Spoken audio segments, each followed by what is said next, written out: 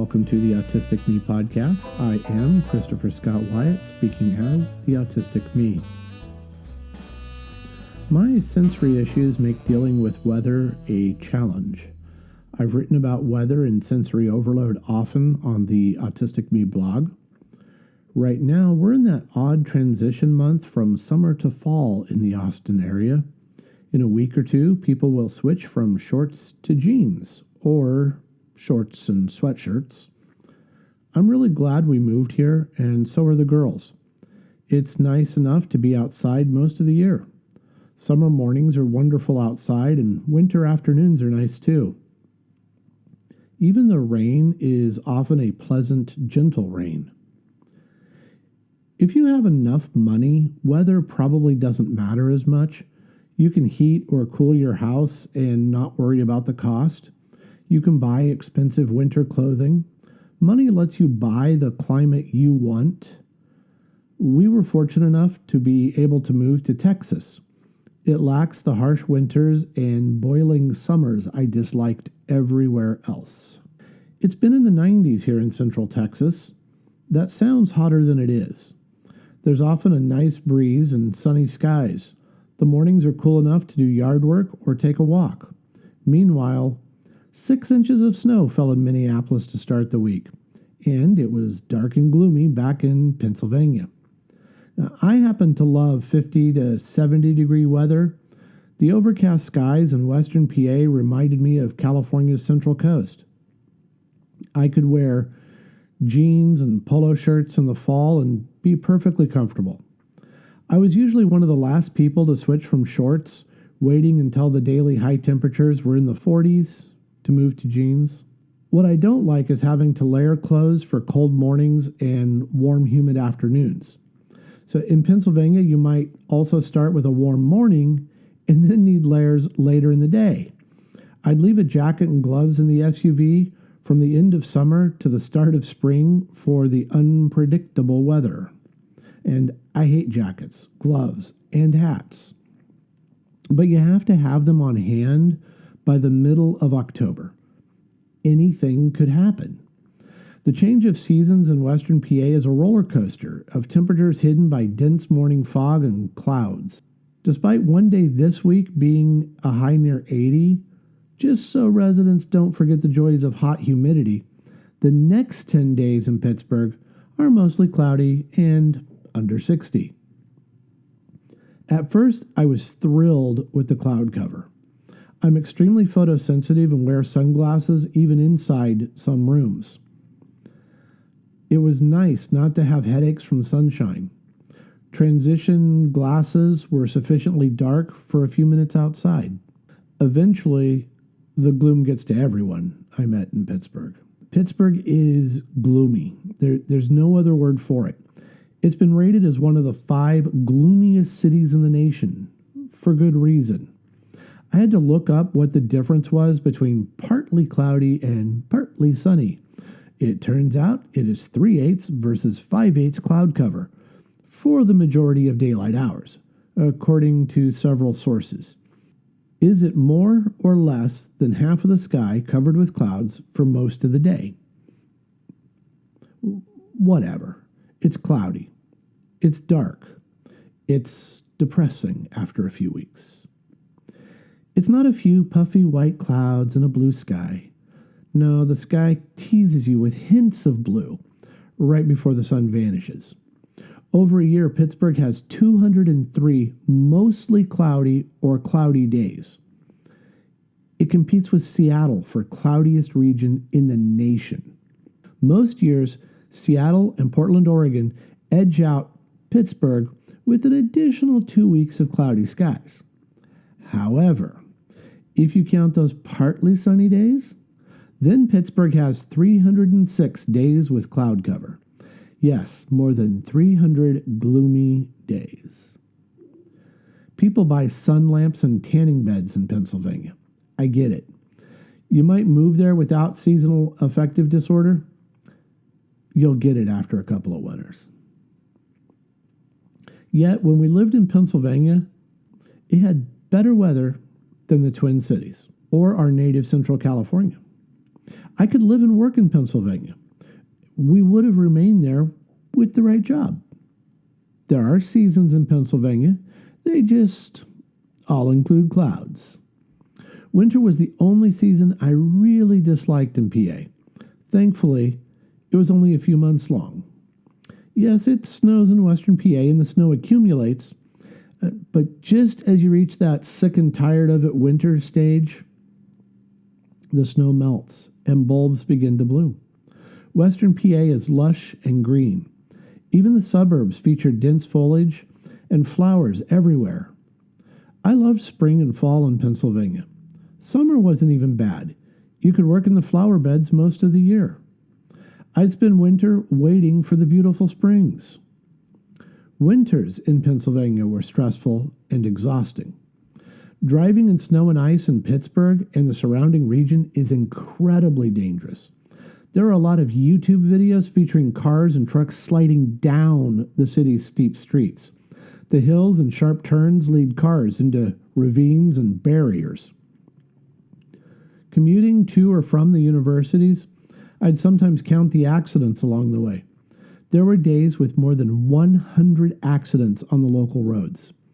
Driving to campus left me tense for hours. There's only so much you can do to avoid sliding on ice. I managed to slide down a parking garage ramp, damaging the front of our Jeep. That poor Jeep endured ice-related accidents with my wife driving and with me driving in 2 different states. She hit black ice on a Minneapolis freeway with the back bumper striking the barrier.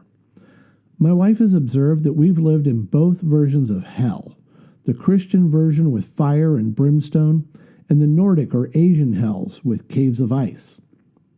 The Twin Cities was the frozen version of hell. Returning to the Twin Cities would be very difficult for me. We only considered a return to the land of frozen lakes because my wife works for a company based in a Minneapolis suburb. It has snowed on August 31st in Minneapolis. You heard me correctly, August 31st. And it has snowed as late as June 4th. Sure, those are extremes you're thinking. It can't really be winter from September through May. Oh, yes, it can. Yes, it can be winter for 9 months, though only 6 or 7 months have measurable snowfall.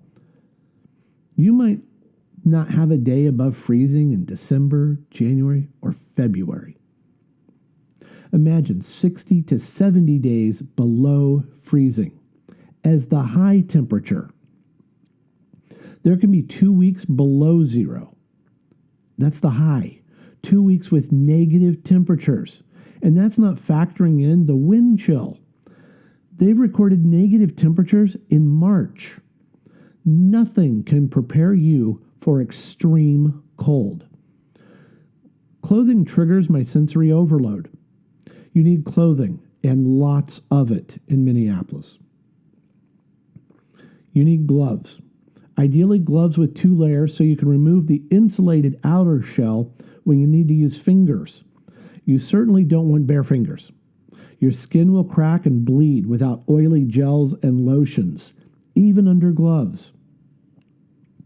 Absolutely cover your ears too. Hats, scarves, and earmuffs. I'd see people with all 3 on the train. One person, not like 3 different people. One person with a hat, with a scarf, and earmuffs. You just cannot take chances with ears, which are thin and freeze quickly. My ears, cheeks, and nose would burn in the cold winds of the Twin Cities. It's an indescribable pain. Sharp, like razor blades or paper cuts across your skin. No, paper cuts hurt less than cold wind. With any ice in the air, the wind would leave your face a burning red color. It's not mere wind burn like riding a motorcycle in cool weather. No, this feels like a serious burn. And everyone who follows the autistic me knows there were broken bones. I slipped in Pennsylvania too on the ice, but not nearly as often as in Minneapolis. Crosswalks? The paint hidden by snow becomes slick and dangerous. Stairs, the old stone and concrete stairs of the university were like climbing blocks of ice. I had to use my cane. After cracking or breaking bones, I had to use crutches a couple of times. My eyes were damaged forever by the cold at a bus stop. The vision still upsets me because it might not have happened if I hadn't lived in Minnesota. The cold, dry air just ruins your exposed skin and eyes. The dirty snow was disgusting. It bothered me more than dust and dirt normally do. Dirty snow is frozen mud. Winter made public transit unbearable, but necessary. People sweating under layers of clothing stink. Everyone smells. I hated my own smell, mud and stench, plus screeching train brakes. I couldn't bear the input some days. I quit trying to do anything. Since I sweat all the time, I'd ruin dress shirts in the winter. The shirts would discolor, like a creepy tie-dyed pattern around the collars, back, and under the arms. Malls survive in Minnesota because you need indoor spaces for walking and getting out of the house. I posted a lot of rants on the Autistic Me about the cold in the Twin Cities because every year was a new injury and more pain. Winter was miserable. Winter after miserable winter. I dreamed that pursuing the doctorate would take us somewhere better. It was often sunny between storms. It's a painfully bright sunshine that reflects off the snow and puddles. Still, the sun brought hope. The sun might melt. Yeah, except nothing melts below freezing. Why did I decide to attend the University of Minnesota? Because I didn't understand that cold is worse than heat. I had never had to shovel snow or wear 5 layers of clothing. I had never had my hands bleed from dryness. Who knew that air could be so dry it cracks and tears your corneas? Broken bones and a loss of vision were part of the price of moving from one hell into another. Central California was a terrible place for me. Sure, I thought, Minneapolis will be much better for my mind and body. I was wrong. I cannot tolerate extreme cold or the things necessary to adapt to the cold.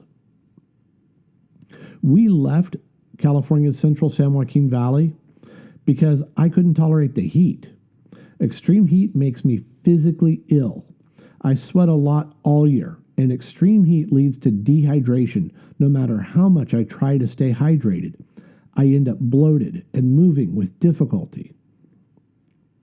In 1984, the Central Valley had 63 days over 100 degrees. It was brutal. In 2005, the year before we moved, there were 21 consecutive days of extreme triple-digit summer heat. When the heat goes on day after day after day, it has other side effects. Central Valley air quality is notoriously bad. The geography creates a bowl, a 400-mile-long skinny bowl. The lower coastal range and gaps around the Bay Area allows the winds to push air pollution up against the much higher Sierra Nevada peaks. Pollution hangs over the valley for months. That wonderful dry heat people brag about in the Central Valley, it's why the air quality is so horrible. In August and September, forest fires add to the haze. Many of the worst fires are natural, caused by lightning and dry conditions. The habitats evolved for fires, which some people don't understand. Fire is part of the life cycle in the region.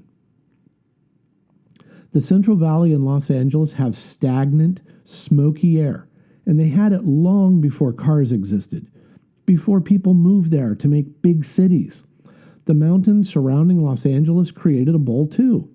The La Brea tar pits and natural wildfires make the Los Angeles basin hazy. The first people to arrive noticed it. for 280 days of the year. What's known as the Pacific inversion holds air stagnant over much of California. In areas with low humidity, the ozone hangs in the air. In other states, humidity contributes to visible haze. In the Central Valley and Los Angeles basin, humidity would help reduce the ozone levels. November through March is Tule fog season. The valley goes from extreme heat through fire season and into dangerous fog season. Having lived in several states, I can attest that what people call dense fog, no. What you call dense fog elsewhere has nothing on the zero visibility of Tule fog. Traffic accidents become multi-vehicle pileups on the freeways. You cannot see the lines on the roads, much less other cars or trucks. People miss stop signs and traffic signals. Tule fog is deadly, which is why there are foggy day schedules common for the schools. We'd wake up early to listen to local radio for the list of school delays. The standard delay was 2 hours. After the fog, you might have 3 or 4 nice weeks, and then the heat returns. By April, 90-degree days return. Yes, according to the National Weather Service, the warm season lasts from mid-April through mid-October. 7 months of miserable heat and bad air. In Texas, we have found our final destination. The slight humidity means my eyes won't be ripping again if I forget eye drops. There are only a few days of frozen sleet and light snow. You never have to shovel a driveway or sidewalk. The heat is tolerable, especially when compared to the mix of heat and bad air in Central California. I'm content in shorts and a t-shirt, sitting in the shade with a cold drink. It's good to be home. I am Christopher Scott White, speaking as the autistic me. Thank you for listening.